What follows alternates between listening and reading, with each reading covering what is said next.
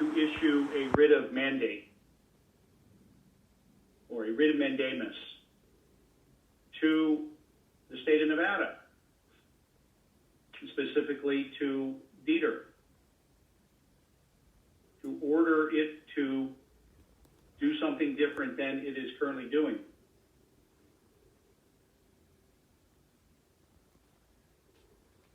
The law in Nevada generally states that such extraordinary relief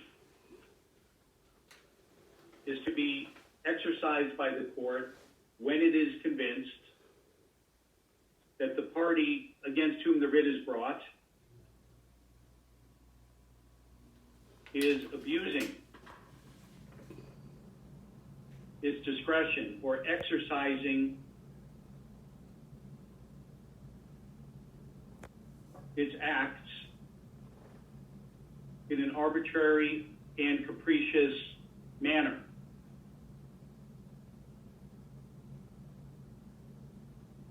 It is the petitioner's burden to demonstrate that the court should issue the writ of mandamus. If they haven't met that burden, the writ does not issue. If it's a toss-up, the writ does not issue.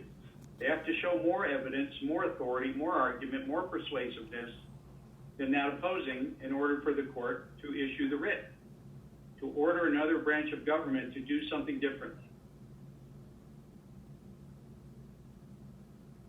The court, in reviewing the evidence, considering the law, listening to the arguments, considering the evidence, has discretion whether or not to issue such a writ.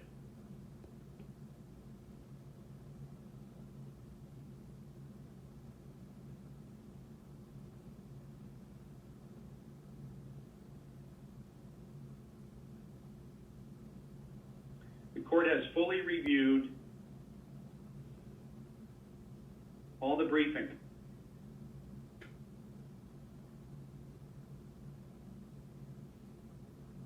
The attachments to the briefing,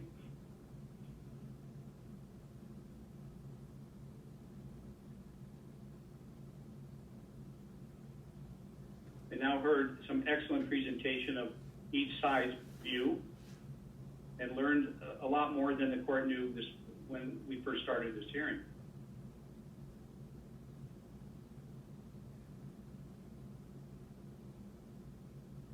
Is the court convinced that a writ should issue? Not quite. Almost. But not quite yet. So here's what we're going to do. In the court's tool belt, the court has authority pursuant to Rule 24 of the Second Judicial Court rules and Rule 53 of the Nevada Rules of Civil Procedure to appoint a special master to assist the court in better understanding facts, identifying issues, assisting the court in gaps of knowledge and information that the court on its own would have a difficult time identifying and understanding.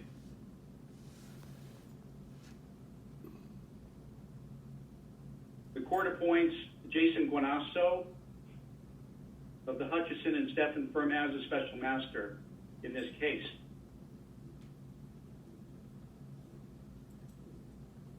We'll talk in a moment about what exactly he's to do and the accessibility that I'm directing the parties to give to him and cooperation. But let's talk logistics. Tomorrow,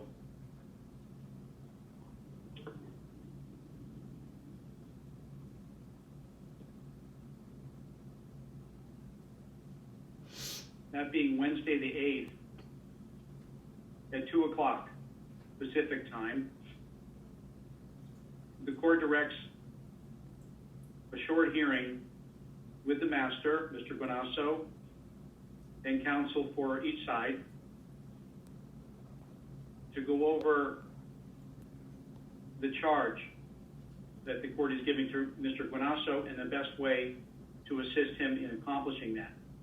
That doesn't mean that I'm not asking Mr. Guanasso to begin meeting with and discussing with each side later today, if his time allows, on how to start moving the process forward. But we're going to formalize exactly what he's going to do and when the court expects him, with his input, of course, on him to be able to do it at 2 o'clock tomorrow. So unless counsel has an immovable conflict, we'll send you another link to a Zoom webinar, and we will meet at 2 o'clock and go over Mr. Guanasso's charge. Second, I'm going to ask Mr. Guanasso to do what the court is asking him to do within a week, and then file a report of his findings. Now, if we're not formalizing this until tomorrow, well, I can't ask him to completely move a mountain in short order, but I would like a report by him no later than 1 week from tomorrow at 2 o'clock, so that would be the 15th at 2 o'clock, with a hearing on Thursday the 16th of July at 9 a.m., at which time the court either will grant a writ or deny it, and then the case, goes forward from that point.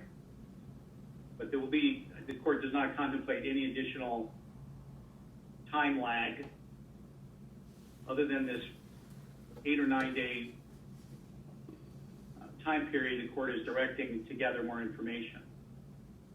So a report to be filed by Wednesday the 15th, 2 p.m., Mr. Guanasso. If we can manage that, we'll talk more detail tomorrow at 2.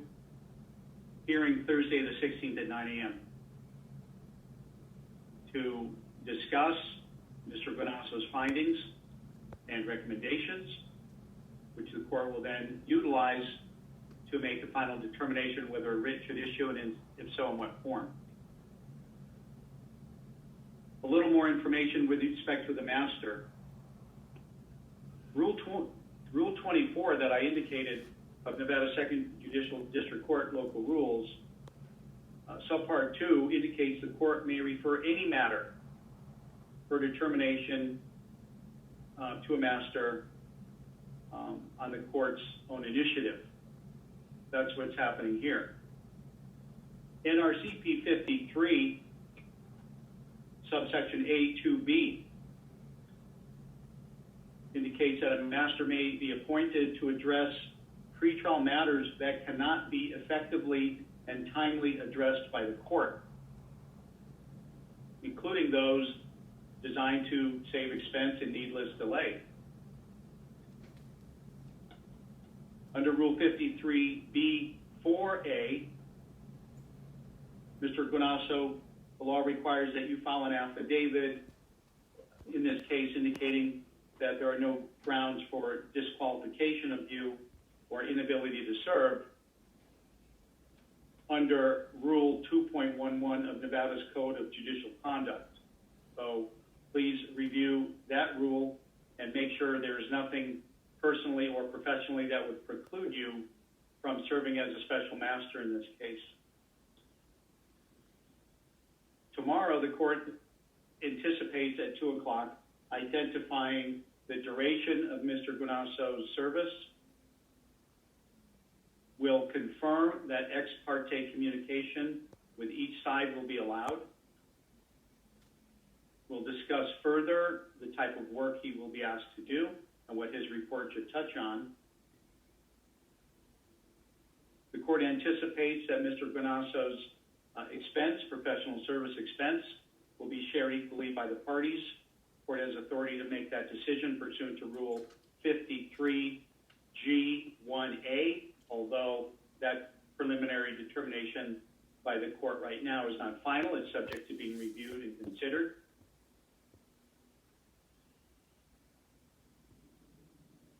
And in greater detail tomorrow at 2 o'clock, it'll be a discussion about what the court wants Mr. Guanasso to do. But look,